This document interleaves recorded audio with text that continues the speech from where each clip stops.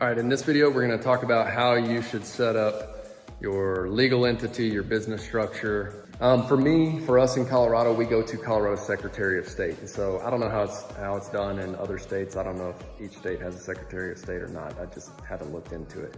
But what I do know here in Colorado, we go to Colorado Secretary of State. What I would do if I were in your shoes, if I didn't know how to do this, or if I was in a different state, I would just Google search how to set up a legal entity in Texas, or how to set up a legal entity in New York, whatever that may be. So likely there's gonna be something similar to the Secretary of State, okay? Once again, I'm not an attorney, I'm not giving financial advice, I'm not giving legal advice. I set my companies up as a single member LLC to begin, okay? There are different tax advantages and strategies for setting up single member LLCs, partnerships, S corporations, but that can come later, and you'll discuss that with your CPA, okay?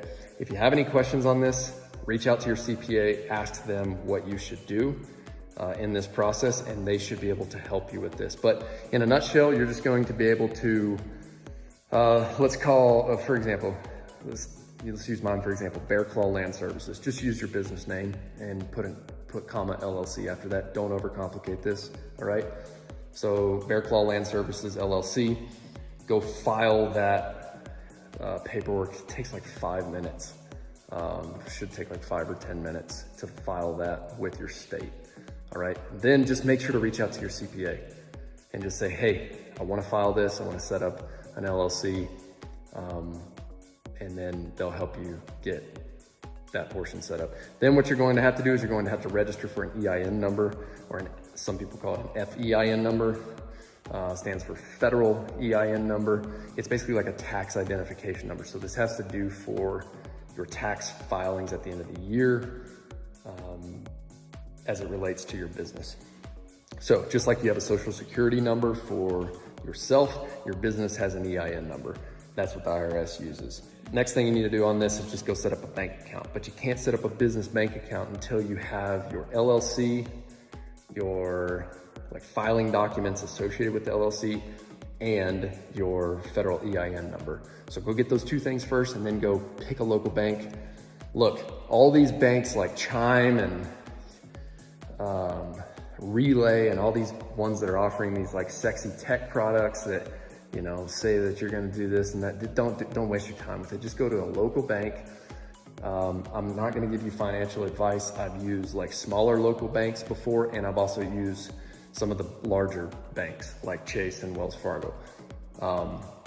So I won't tell you which banks to choose. Just go with one that's close to you, because I'm telling you, when you're in local services, you're gonna use a software, we'll get into that in the next video, to claim online payments through ACH and credit card. But I'm telling you this right now, when you're servicing people who are 60 and 70 and 80 years old, some of them don't mess with that kind of stuff, and they won't even touch the online stuff. So you're not just gonna tell them that you only accept online payments, because that would be stupid, because they're gonna tell you, oh, well, I don't do it, so you're not gonna get paid. So you as a business owner should go get paid on it and stop by their house and pick up a check. Now, we try to limit this because it's not efficient, but there will be people who pay you with checks. All I'm trying to say is, yes, sure, there's mobile deposit and all that stuff, but there will be certain times. Our back office manager makes a daily run to the post office, and she makes a daily run to the bank to deposit checks that people have either mailed or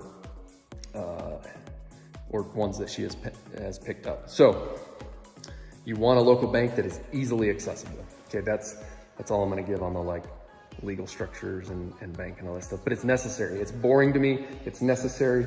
You should allocate. The bank stuff is just painful sometimes, because setting up all that stuff, it just takes time out of your day. Block off an afternoon and just go knock it all out.